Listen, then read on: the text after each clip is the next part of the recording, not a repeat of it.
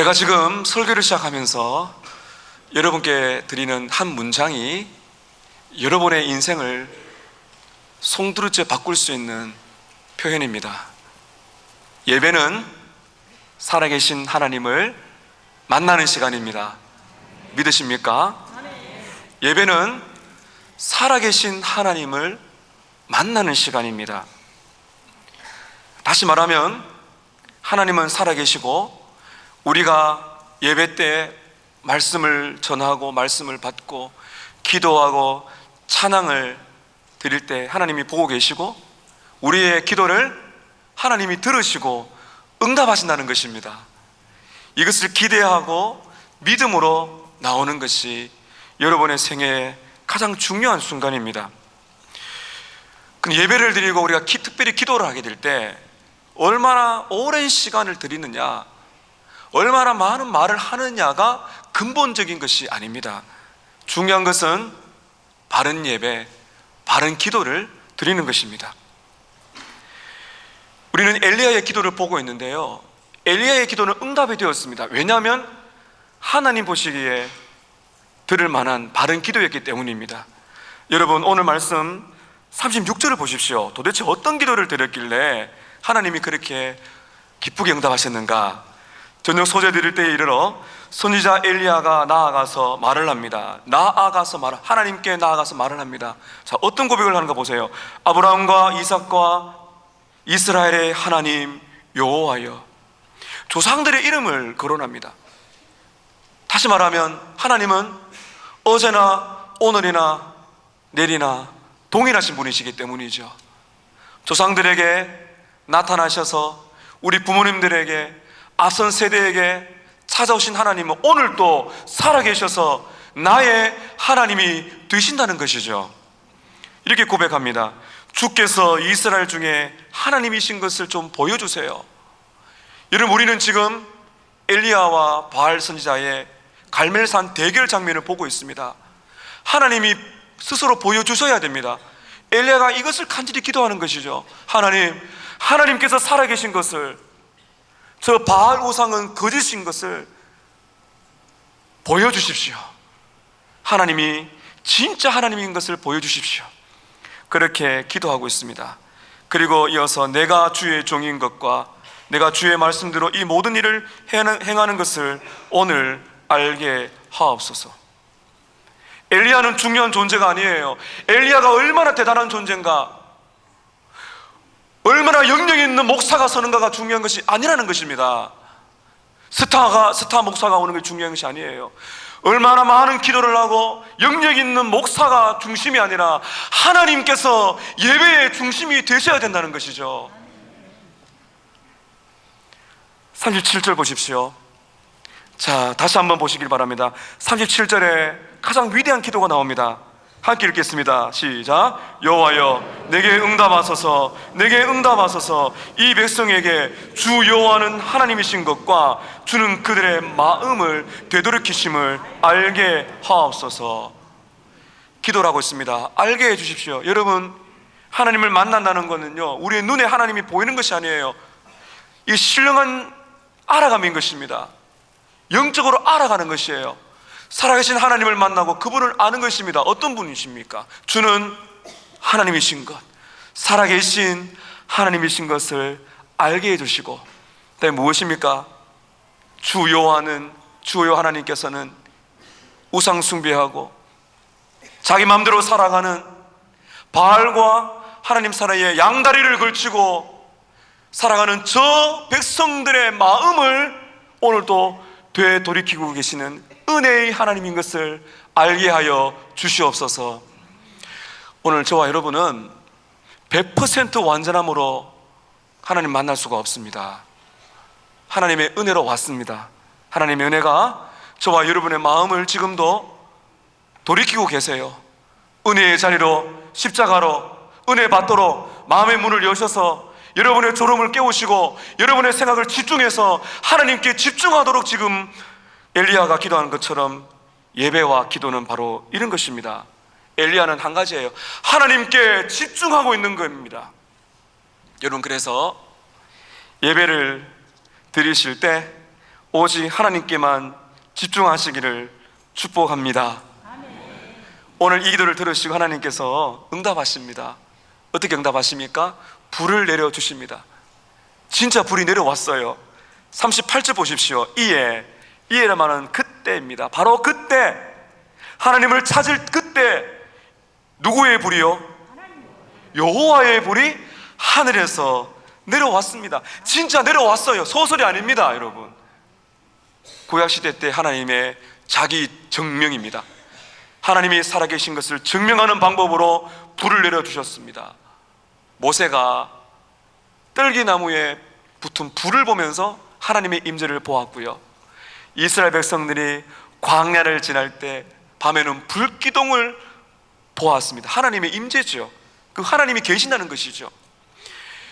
그리고 소돔과 고모라에 하나님이 심판하실 때 또 불을 내려주시는 이런 여러 가지 불은 하나님의 역사, 하나님의 능력, 하나님이 찾아오시는 것을 증명하시는 하나님의 방법으로 구약시대 때 보여주신 것입니다. 오늘 중요한 질문입니다. 그렇다면 이 불은 도대체 어떤 불인가? 어떤 의미의 불인가? 오늘 이 불을 우리가 받아야 됩니다. 두 가지 불입니다. 첫 번째는 심판의 불입니다. 심판의 불이고요, 또 하나는 사랑의 불입니다. 이 두 가지를 여러분께 말씀드릴 거예요. 심판의 불과 사랑의 불이 떨어졌습니다. 첫 번째입니다. 따라 하실까요? 하나님의 심판의 불이 재물 위에 떨어졌습니다. 하나님의 심판의 불이 어디에 떨어졌다고요? 이게 중요합니다. 38절 보시기 바랍니다. 이에 여호와의 불이 내려서, 자, 어디에 불이 떨어지는지 보세요. 번제물과 나무와 돌과 흙을 태우고 또 도랑의 물을 핥은지라. 하나님이 보내신 불은 번제물 위에, 희생제물 위에 떨어졌습니다. 그리고 그 제단을 돌 위에 또 떨어지고, 벌려놓은 나무 위에, 그리고 물바다가 된 그 도랑, 다시 말하면 모든 것을 다 태워버렸어요. 오늘 주목해야 될 것은 번제물입니다. 여러분, 그렇다면은 이 번제물 위에 이 송아지의 각을 뜨고 송아지를 죽였는데 피가 흐르고 있습니다. 거기에 지금 불이 떨어졌어요. 이 불은 왜 하필이면 번제물 위에 떨어졌는가? 이 불은 심판의 불, 다시 말하면 죄에 대한 하나님의 진노의 불입니다. 하나님의 심판의 불은 신명기 4장 23절 24절에 보면 하나님의 이 무서운 심판의 불을 신명기에서 이렇게 말하고 있습니다. 함께 읽겠습니다. 시작. 너희는 스스로 삼가 너희의 하나님 여호와께서 너희와 세우신 언약을 잊지 말고 내 하나님 여호와께서 금하신 어떤 형상의 우상도 조각하지 말라. 내 하나님 여호와는 소멸하는 불이시요 질투하시는 하나님이시라. 언제 질투하세요? 사랑이 아니겠습니까? 하나님의 백성들이 하나님이냐 바알이냐, 하나님이냐 물질이냐, 명예냐, 외모냐, 직업이냐, 성이냐, 하나님과 견주어서 내 마음을 빼앗기기 시작할 때 그것이 하나님이 가장 싫어하시는 것이죠. 하나님은 질투하는 하나님이시기 때문에 우상을 섬기지 말라고 이스라엘 백성들에게 말을 했어요. 근데 이스라엘 백성들은 우상을 섬겼습니다. 바알, 송아지 우상을 깎아놓고 하나님께 예배도 드리고 바알도 섬겼어요. 하나님이 이것을 너무나 싫어하십니다. 그래서 지금 불이 떨어지는 거예요. 불이 내립니다. 심판의 소멸하는 불입니다. 창세기 19장에 보면 불이 떨어지는 장면이 나옵니다. 소돔과 고모라가 하나님의 심판을 받아 하늘로부터 불과 유황이 떨어집니다. 이 불은 심판의 불입니다. 이 불이 지금 어디에 떨어졌다고요? 번제물입니다. 여러분, 이것이 중요합니다. 이 번제물, 이 희생제사, 이 죽은 짐승은 누구를 예표하고 누구를 상징하는 것입니까? 예수님이십니다. 이것이 오늘 신약시대 때 우리가 보고 있는 위대한 약속입니다. 우리 죄를 대신하여 예수님이 죽으신 것을 말하고 있는 것입니다. 희생 제물이 왜 예수님인가? 이제 우리가 보게 될 것인데요, 조나단 에어도즈 목사님은 이런 말을 합니다.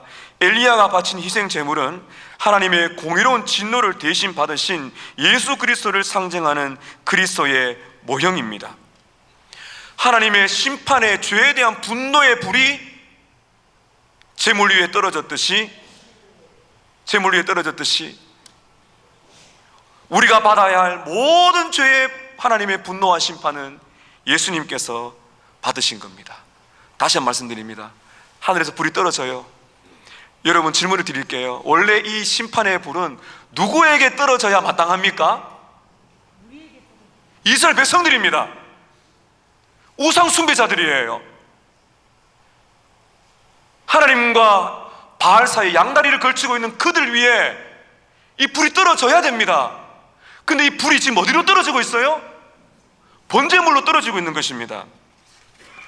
이스라엘 백성들이 받아야 하는 그 불이 번제물 위에 떨어졌듯이 저와 여러분이 받아야 할 모든 죄의 하나님의 불같은 진노는 우리가 받아야 됩니다. 그런데 어디로 떨어졌어요? 예수님의 십자가 위로 떨어진 것입니다.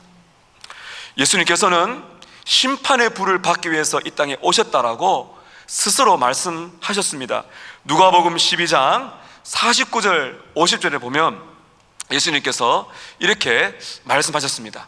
자, 읽겠습니다. 시작. 내가 불을 땅에 던지러 왔노니 이 불이 이미 붙었으면 내가 무엇을 원하리요? 나는 받을 세례가 있으니 그것이 이루어지기까지 나의 답답함이 어떠하겠느냐. 잘 보세요. 이 불은 심판입니다. 내가 불을 땅에 던지러 왔다. 예수님은 심판을 말씀하세요. 그런데 잘 보십시오. 예수님 이렇게 말씀하십니다. 내가 땅에 불을 던지러 왔는데 내가 받을 세례가 있다. 이 세례라는 건 죽음을 말합니다. 불을 던지러 왔는데 그 불을 누가 받겠다는 것이에요? 예수님 자신이 받겠다는 것입니다. 이것이 복음인 것이에요. 예수님이 이 땅에 오신 것은 죄인을 심판하기 위해 왔어요. 그런데 심판의 불을 자기가 받겠다는 것입니다. 바로 우리가 받아야 할 이 불같은 하나님의 진노, 맹렬한 하나님의 진노를 내가 받아야 되지만 예수님께서 대신 받겠다는 것입니다. 하나님께서요, 우상 숭배를, 죄를 얼마나 싫어하시는지 아시겠습니까? 다시 한번 말씀 38절에 보면 번제물도 나무도 돌도 심지어 도랑의 모든 물을, 다시 말하면 다 태워버렸어요. 무슨 의미입니까? 하나님께서 죄를 그렇게 싫어하신다는 겁니다. 그래서 우리는 죄인이기 때문에 우리는 다 죽어야 돼요. 이 불이 떨어져야 돼요. 영원한 심판과 지옥에 떨어져야 됩니다. 그러나 이 불이 백성이 아니라 번제물 위에 떨어졌듯이 우리가 받아야 할 그 불같은 하나님의 심판의 불을 예수께서 오셔서 대신하여 죽으신 것입니다. 여러분 잘 보십시오. 갈멜산 위에, 번제물 위에 불이 떨어졌어요. 갈보리산 위에, 십자가 위에 불이 떨어졌습니다.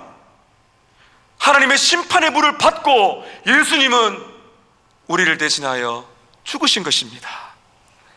예배가 무엇입니까? 예배는 반드시 예수님의 십자가가 우리 마음에 역사해야 됩니다. 여러분, 우린 죄인이에요. 죄인들은 하나님 앞에 설 수가 없어요. 구약시대 때는 죽었어요. 정말 죽었습니다. 그러나 여러분, 우리가 보세요. 이 시간에 우리가 제물을 잡을 필요가 없어요. 송아지를 잡을 필요가 없습니다. 왜 그랬습니까?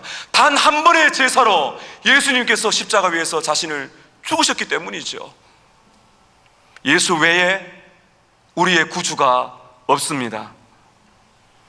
그래서 여러분, 우리가 예배에 나와서 항상 십자가를 믿고 묵상해야 됩니다. 아이삭 왓슨이라는 분은 찬송가 143장에 이렇게 고백합니다. 한번 따라 하실까요? 웬 말인가 날 위하여, 웬 말인가 날 위하여 주님 돌아가셨나, 이 벌레 같은 날 위에 큰 해 받으셨네. 제가 참 좋아하는 찬송가 중에 하나입니다. 요즘에 많이 부릅니다. 웬 말인가 날 위하여 구주가 돌아가셨네. 이 벌레 같은 날 위에 큰 고통 받으셨네. 사랑하는 여러분, 이 시간 예수님의 십자가를 믿으십시오. 그 십자가 예수님을 찬양하세요. 그분의 고난을 묵상하세요. 예배 때는 그 예수와 더 가까워지는 시간이고요, 그 예수의 십자가의 능력으로 여러분의 죄를 회개하고 다시 한번 용서를 받는 구주의 십자가를 찬양하는 그 시간입니다. 내가 받아야 할 죄짐을 주님이 담당하시고 내가 받아야 할 그 심판의 불을 예수께서 받으셨네. 이 고백이 있는 것이 바로 우리의 예배고요. 여러분 기도하실 때마다 누구의 이름으로 기도하십니까? 왜 그렇게 기도하십니까? 왜 예수님의 이름으로 기도하십니까? 거기에는 여러 가지 의미가 있지만 가장 중요한 핵심은 그것입니다. 예수님은 유일한 구원자시요 하나님과 우리 사이에 있는 유일한 중보자시기 때문이죠. 기도할 때마다 예수님 이름으로 기도하고 예배 드릴 때마다 예수님을 찬양하고 십자가를 우리가 기뻐하는 것입니다. 여러분, 그래서 저는 말씀과 찬송가를 정할 때마다, 여러분 다 그렇게 보셨는지 모르겠어요. 항상 구속과 대속 십자가를 먼저 찬양합니다. 그래야 우리가 주님 앞에 나갈 수가 있기 때문입니다. 오늘 불은 심판의 불이 번제된 위에 떨어진 것이고, 오늘 두 번째입니다. 두 번째, 오늘 이 불이 어떤 의미인가? 사랑의 불입니다. 하나님의 사랑의 불이 백성들에게 떨어졌어요. 이 말씀을 드립니다.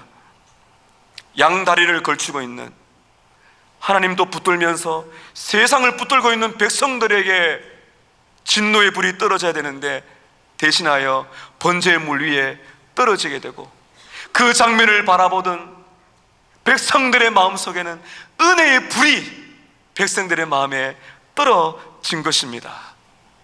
우리가 받아야 될 진노의 불은 예수님이 받으시고 대신하여 사랑의 불, 은혜의 불, 성령의 불이 우리의 마음에 떨어지게 된 것입니다. 그래서 여러분, 지금 우리가 보고 있는 이 불, 두 번째는, 이 불은 성령의 역사를 우리에게 상징해 주고 있습니다. 그래서 성령의 불이 백성들에게, 오늘 우리들에게 떨어진다고 해석할 수가 있는 것이죠. 누가복음 3장 16절에 보게 되면 세례 요한이 예수님의 사역을 이렇게 말합니다. 예수님께서는 성령과 불로 너희에게 세례를 주실 것이다. 성령 하나님의 역사가 불과 같은 역사를 일으킨다는 것이죠. 그래서 종교개혁자 칼빈은 이렇게 기독교 강요에서 이렇게 말을 합니다. 불은 성령님의 속성입니다. 성령이 불로 불리는 것은 성령께서 우리의 사악한 욕망을 태울 뿐만 아니라 우리의 마음을 하나님을 향한 사랑과 열정적인 헌신으로 불타오르게 하기 때문이고, 오직 성령만이 불처럼 금을 정련하듯이 우리의 오물을 제거할 수가 있기 때문에 성령의 역사는 불과 같습니다. 이렇게 말한 것입니다. 성령의 불이 우리 마음속에 충만하게 역사할 때, 성령님께서 불처럼 역사하실 때 우리의 욕망을 태우시고 하나님을 향한 사랑과 헌신과 기쁨으로 우리를 불태우시고, 그리고 오물과 같은 우리의 죄를 십자가로 데려가 못 박게 하심으로 정결케 하시는 사역을 누가 하시는가? 바로 성령 하나님께서 하시는 것입니다. 오늘 성령의 불, 은혜의 불을 경험한 백성들의 반응 세 가지가 나오는데, 이 세 가지가 오늘 우리들에게 말씀하시는 하나님께서 주시는 예배자의 변화인 것이에요. 성령의 불, 은혜의 불을 경험한 백성들은 어떻게 변화가 되었는가? 세 가지입니다. 첫 번째입니다. 하나님의 임재를 경험하는 것입니다. 좀 더 쉬운 말로 말하면 하나님을 실제적으로 만났습니다. 39절 보십시오. 39절에 모든 백성이 봤습니다. 모든 백성이 보고 그 다음에 어떻게 반응하나요? 엎드렸습니다. 조금 전만 해도 이 번제단은 난장판이었습니다. 바알 선지자들이 뛰어놀고 춤추면서 자해하면서 피투성이가 되어서 그렇게 바알 우상에게 예배를 드렸어요. 그때 백성들은 가만히 보았습니다. 다 선체로 보았어요. 구경꾼이었습니다. 그런데 엘리야가 기도하고 불이 떨어졌을 때 그들의 마음속에 어떤 변화가 일어났을까요? 엎드렸습니다. 이 엎드림은 살아계신 하나님을 만났기 때문입니다. 하나님의 능력의 불, 위험의 불이 떨어지게 될 때, 불이 자기가 아니라 번제물 위에 떨어지게 될 때 그들의 마음속에는 은혜와 사랑의 불꽃이 그들의 마음속에 떨어지게 된 것이죠. 그래서 여기 성경에 엎드린다는 건요, 시적으로 성경에 보면 얼굴을 땅에 대다는 것인데, 이게 경외한다는 것입니다. 경외라는 것이 무엇인가 하면, 하나님 앞에 엎드린다는 것은 존경, 사랑, 기쁨이 있는 겁니다. 하나님 앞에 바짝 엎드리는 것이죠. 벌벌벌 떨지만은 그 떨미 노예적인 굴욕이 아니라 위엄과 그리고 능력이 많으신 하나님 앞에 자기를 한없이 낮추고 거기서 엎드리는 존경과 사랑과 기쁨의 표현이 바로 예배자. 그리고 예배라는 것은 경외. 여러분, 예배라는 월십 안에 그런 의미가 들어가 있는 것이에요. 여러분이 예배하러 나왔다는 것은 바로 하나님 앞에 엎드린다는 의미가 다 담겨 있는 것입니다. 여러분, 그래서요, 하나님의 은혜와 사랑이 임하면, 제가 한번 강조드렸듯이 하나님의 은혜와 사랑이 임하고 하나님을 진짜 예배하고 만난 사람의 변화가 있습니다. 자기를 낮춥니다. 그리고 하나님을 높입니다. 하나님을 찬양하고 하나님을 기뻐합니다. 그리고 은혜가 강렬해지게 되면 자신도 있습니다. 그리고 설교자도 있습니다. 배성현 목사를 잊으세요. 여러분도 잊으세요. 누구만 바라봐야 될까요? 하나님만 보게 되는 것이에요. 여러분, 우리는 좀 전에 288장 찬양을 드렸습니다. 파니 크로스베라는 여자분이 지은 작사입니다. 예수를 나의 구주 삼고 성령과 피로서 거듭나니 이 세상에서 내 영혼이 하늘의 영광 누리도다. 2절입니다. 주 안의 기쁨 누림으로 마음의 풍랑이 잔잔하니. 자, 그 다음에 가사 한번 따라 하실까요? 세상과 나는 간 곳 없고, 세상과 나는 간 곳 없고 구속한 주만 보이도다. 주 안의 기쁨 누림으로 마음의 풍랑이 잔잔하니. 성령의 불이 떨어지게 될 때 세상과 나는 간 곳 없고 구속한 예수만 보인다는 것이죠. 설교자를 잊으세요. 위대한 설교자를 찾지 마세요. 예수를 찾으세요. 하나님을 찾으세요. 목사가 여러분의 인생을 결정하는 것이 아닙니다. 그러나 하나님의 말씀을 전할 뿐입니다.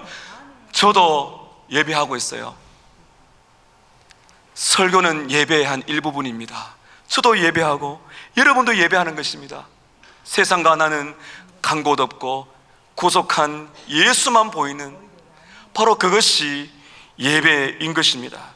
여러분, 그래서 우리는 이 시간 성령의 불, 은혜를 주셔서 한없이 나를 낮추고 하나님만 높이고 하나님만 찬양할 수 있도록 도와달라고 기도하신다면 하나님이 반드시 여러분의 기도에 응답해 주실 것입니다. 사랑의 불, 성령의 불은 이렇게 살아계신 하나님을 만나게 만들어주고요, 두 번째는 신앙을 고백하게 만들어줍니다. 신앙을 고백합니다. 입술을 열어줍니다. 39절 다 계속 보십시오. 모든 백성이 보고 엎드려, 그 다음에 어떻게 한다고요? 말하되, 읽습니다. 시작. 여호와 그는 하나님이시로다. 여호와 그는 하나님이시로다. 이런 진심의 고백이 나오는 것은 기적입니다. 입으로 고백하고 마음으로 믿고 입으로 고백하여 예수를 믿는 것, 내가 예수 믿을게요 억지로 한번 따라하는 것이 아니에요. 내 마음으로 믿고 입으로 고백하는데 어떻게 고백합니까? 여호와 그는 하나님이로다. 여호와 그는 하나님이로다. 왜 두 번을 했을까? 엘리야가 이렇게 기도했거든요. 여호와여 응답하소서, 여호와여 응답하소서. 제 해석입니다.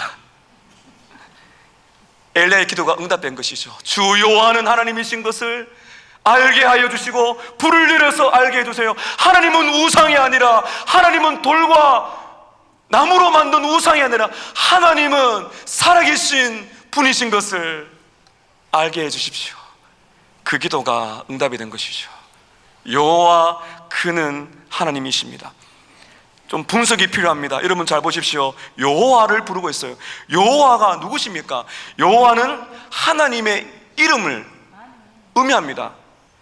출애굽기 3장 14절에 보면 나는 스스로 있는 자니라. I am who I am. 스스로 계신 하나님.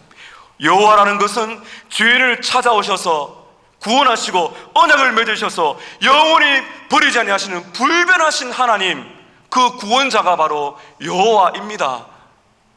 여러분, 구약의 여호와 이레, 여호와 라파 뭐 이런 등등이 많이 붙지 않습니까? 가장 중요한 이름이에요.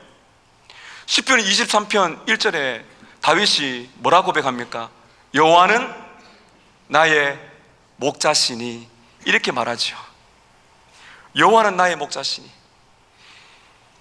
요한복음 10장 11절에 보면 예수님이 이렇게 받아서 말씀하세요. 한 따라 하실까요? 나는 선한 목자라. 나는 양들을 위하여 내 목숨을 버리노라. 구약의 여호와는 결국 지금 누구를 계속 가리키고 있는 거예요? 예수님인 것입니다. 구원자, 선한 목자가 되셔서 양들을 위하여 생명을 내던지는 바로 그 목자. 그 목자를 구약시대 때 다윗은 믿고 알고 누렸던 것입니다. 그 다음에 여러분, 하나님은 누구십니까? 여호와, 그는 하나님이시다. 여기 나오는 여러분, 하나님이란 그 히브리어 원문으로 보면 엘로힘이에요. 엘로힘. 창세기 1장 1절에 태초에 하나님이 천지를 창조하시니라. 엘로힘은 누구십니까? 온 세상을 창조하시고 다스리시고 모든 인생의 주인, 그분이 엘로힘이에요. 지금 이스라엘 백성들이 그렇게 고백합니다. 엎드려서 여호와 엘로힘, 여호와 엘로힘, 불변하시는 구원자, 나를 버리지 아니하시고 택하셔서 영원토록 나를 이끌어 주시는 스스로 계신 유일한 하나님, 여호와 엘로힘, 창조자, 온 세상의 통치자, 유일한 주인 여호와, 그는 하나님이십니다. 백성들의 마음에 성령의 불이 임했을 때 말할 수 없는 감동과 감격으로 고백을 하고 있는 것입니다. 인간은 생각하는 갈대라는 유명한 글을 남긴 그 팡세라는 책을 지은 프랑스의 수학자여 과학자인 블레즈 파스칼이라는 분이 있습니다. 아실 겁니다. 파스칼. 이 파스칼이 31세 때 성령의 불을 경험합니다. 은혜를 경험했는데요, 2시간 동안 특별한 은혜를 경험했는데 그때 은혜의 경험을 잊지 못해서 영원히 기억하기 위해 죽을 때까지 말입니다, 그 당시에 양피지에 적어서 항상 옷 안에 꼬매어 놓았대요. 그걸 항상 보려고. 어떻게 알았는가 하면은 그가 죽고 나서 하인이 유품을 정리하다 보니까 그 옷 안에 헝겊이 양피지가 하나 붙어 있는 겁니다. 꼬매놨어요. 거기에 읽어보니까 파스칼의 은혜의 경험을 이렇게 이야기해 놓았어요. 제가 한번 파스칼이 적어놓은 그 글을 읽어드리겠습니다. 1654년 은혜의 날, 밤 약 10시 30분부터 자정이 지난 약 30분까지 2시간. 그 다음에 이렇게 썼습니다. Fire! 불! 아브라함의 하나님, 이삭의 하나님, 야곱의 하나님, 그러나 철학자들이나 학자들의 하나님은 아니십니다. 확신, 감동, 기쁨, 평화, 예수 그리스도의 하나님. 의로우신 아버지, 세상의 아버지를 알지 못하여도 나는 아버지를 알았습니다. 기쁨의 눈물. 나는 당신에게서 떠나 있었습니다. 생수의 근원이신 하나님을 버렸습니다. 그러나 이제 나는 영원히 당신을 떠나지 않겠습니다. 영생은 곧 유일하신 참 하나님과 당신이 보내신 자 예수 그리스도를 아는 것입니다. 예수 그리스도. 나는 당신을 저버리고 피하고 부인하고 당신을 십자가에 못 박았습니다. 그러나 이제 나는 절대로 당신에게서 떠나지 않겠습니다. 마지막 결론에 이렇게 고백합니다. 영원한 기쁨, 나는 당신의 말씀을 결코 잊지 않겠습니다. 아멘. 철학자가, 과학자가 늘 계산하는 사람 아닙니까? 그가 뭐라고 말하고 있습니까? 철학자가, 과학자가 찾아가는 것이 아니라 한 사람의 주인이 찾아가는 하나님, 그 십자가를 통하여 영생이시군요, 살아계시군요. 그의 가슴에 불이 떨어지게 될 때 기쁨, 환희, 감격, 감사, 2시간 동안 울면서 그 과학자가 기록을 했습니다. 이것이 성령의 역사입니다. 이것이 예배자의 기쁨인 것입니다.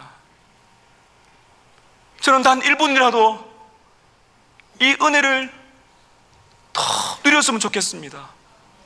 여러분의 인생 속에 고난의 연장이든, 여러분의 골방이든, 새벽 재단이든, 오늘 예배 재단이든, 성령 하나님께서 불같이 여러분의 영혼을 꿰뚫고 지나갈 때 예수의 사랑이 뜨겁게 역사하여서 사랑, 감사, 환희, 기쁨, 그때의 기록을 잊지 못해서 참 일기까지 남겨놓는다면 여러분 얼마나 좋을까요? 하나님께서는 이렇게 이스라엘 백성들, 그들의 입을 여셔서 그들의 마음과 생각을 변화시켜 주신 거예요. 오늘 성령의 불이 우리에게 임하시기를 바랍니다. 우리의 죄를 깨닫고 우리 입술을 열어 여호와 엘로힘, 그 기쁨 감격이 충만하시기를 바랍니다. 마지막 3번째입니다. 성령의 불이 임했을 때 하나님을 만났고, 그리고 그들은 하나님 앞에서 바짝 엎드릴 뿐만 아니라 입으로 신앙을 고백하는 기쁨을 누렸고요. 마지막 3번째는 마침내 삶이 변화가 된 것입니다.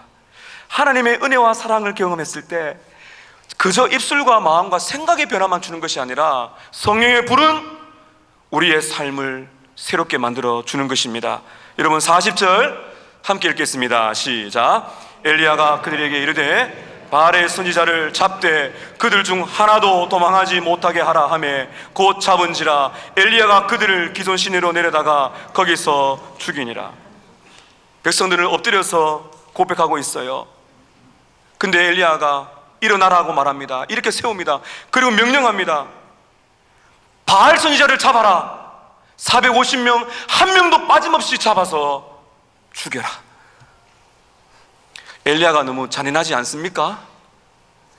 우리는 좀 신학적인 해석이 필요합니다. 여러분 구약 성경을 읽어보면 우리가 그렇게 좋아하는 다윗도 전쟁을 치르고 많은 사람을 죽입니다. 여호수아 가나안 땅을 정복할 때 얼마나 많은 사람이 죽어요. 구약에 나오는 이 죽음과 전쟁은 하나님의 특별한 메시지가 있는 것입니다. 영적 전쟁을 상징하는 것입니다. 하나님께서 바알 선지자를 다 죽이라는 하는 것은 하나님께서 죄를, 사탄을, 마귀를 얼마나 싫어하시는지를 지금 말하고 있는 것입니다.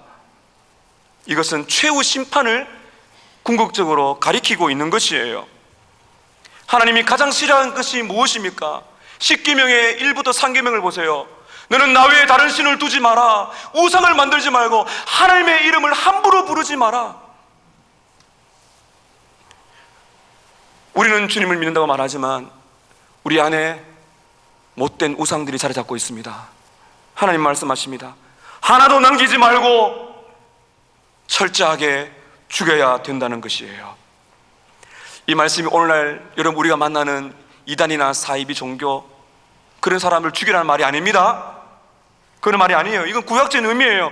우리 이 땅에 주님을 알지 못하는 많은 사람들에게 여호와 엘로힘을 전하고 예수만이 구주인 것을 전해서 그들의 영혼이 죽기로 돌아오게 만들어 줘야 됩니다. 여기서 그는 무엇을 말하는 것입니까? 다시 한번 강조합니다. 하나님께서 죄를 얼마나 싫어하시는가, 하나님의 죄를 얼마나 싫어하시는가, 그것을 지금 말하고 있는 것입니다. 여러분 성령의 불이 임해서 하나님의 은혜를 받게 될 때 우리는 어떤 마음의 변화가 옵니까? 하나님이 사랑하시는 것 나도 사랑합니다. 하나님이 싫어하시는 것 나도 싫어합니다. 여러분 그래서 성경을 읽다가 너 그 죄를 버리래, 너 그건 죄라고 말씀하실 때 내 인간의 본성은 하기 싫을지 몰라도 은혜가 임하면 내가 그 죄를 미워합니다. 그리고 하나님의 도우심을 구하면서 그 죄를 회개하고 죽이는 것을 기쁨으로 삼게 되어 있다는 것이에요. 갈라디아서 2장 20절 말씀에 바울은 죄를 죽이는 것을 이렇게 말하고 있습니다.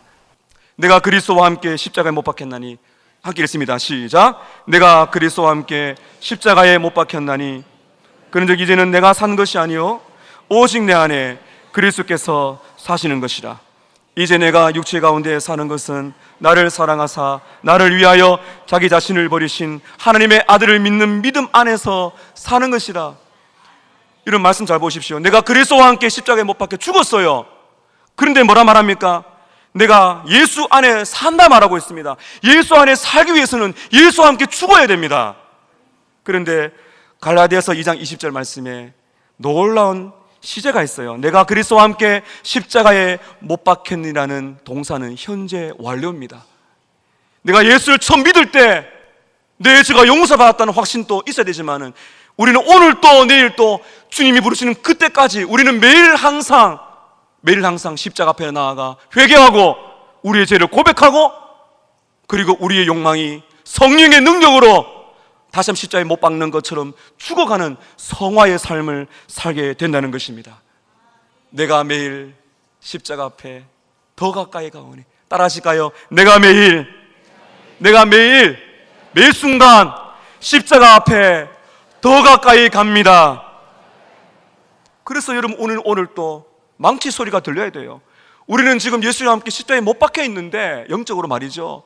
우리는 이 못을 빼버리고 내 마음대로 살고자 합니다. 그러면 안 됩니다. 날마다 십자가를 봐야 돼요. 그렇지, 내가 예수와 함께 죽었지. 그런데 못 박히면서도 살아있는 악한 본성이 발동해서 자꾸 하나님 마음을 아프게 해요. 그래서 항상 우리는 십자가를 바라보며 성령의 능력을 의지하여 회개하고 나의 욕망을 죽여달라고 기도할 필요가 있죠. 그러면 우리는 바알 선지자 보십시오. 바알 선지자 하나도 남기지 말고 잡아 죽여라. 무슨 말입니까? 내 안에 숨은 은밀한 죄, 이거는 괜찮겠지가 없습니다. 여러분, 우리는 다 십자가 앞에 나아가 우리의 모든 죄를 못을 받고 회개하고 용서받고 그리고 거룩하게 변화되어야 됩니다. 여러분, 이것이 바로 예배입니다. 이런 예배를 드리시기를 축복합니다. 여러분, 오늘 말씀을 정리해 보겠습니다. 예배는 이런 것이에요. 잘 들으십시오. 예배는 하나님이 중심이 되시고 예수 그리스도가 높임을 받으시고 성령 하나님이 역사하시는 것이 예배의 중심인 것이에요. 따라 하십시다. 하나님이 중심 되시고 예수께서 높임을 받으시고 성령이 역사하시는 예배를 사모하시기를 바랍니다.